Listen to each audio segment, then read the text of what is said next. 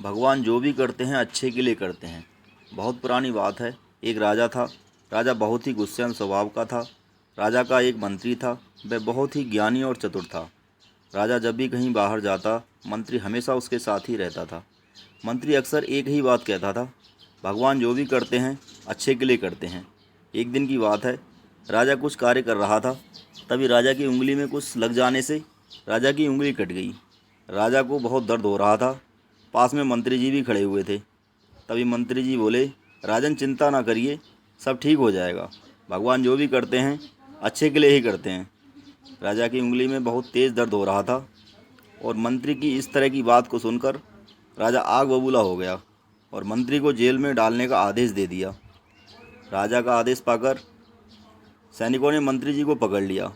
राजा ने मंत्री से पूछा, मंत्री जी, अब आप जेल जा रहे हो, क्या अब भी आप यही कहोगे, भगवान जो भी करते हैं अच्छे के लिए करते हैं? मंत्री जी जेल जाते जाते भी बोले, भगवान जो भी करते हैं अच्छे के लिए ही करते हैं। कुछ दिनों बाद एक दिन राजा शिकार खेलने जंगल गया।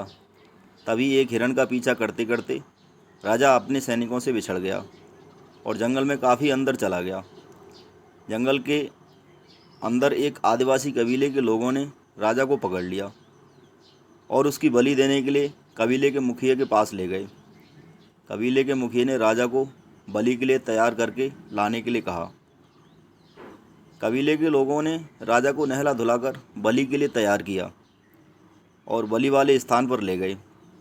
राजा बहुत घबराया हुआ था क्योंकि वह बिल्कुल अकेला ही था और उसके सैनिक उससे बिछड़ चुके थे।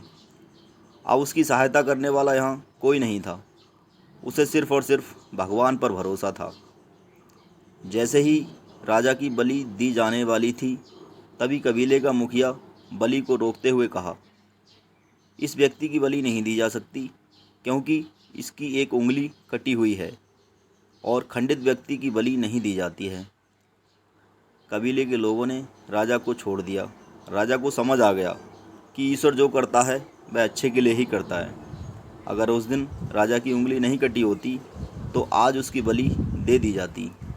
जंगल से निकलकर राजा किसी तरह अपने महल में पहुंचता है और मंत्री को बुलाकर पूछता है, मंत्री जी, अब मैं भी ये मानने लगा हूँ कि ईश्वर जो करते हैं अच्छे के लिए करते हैं, किंतु मैंने आपको इस महल से निकालकर जेल भेज दिया, तो इसमें आपके लिए क्या अच्छा हुआ?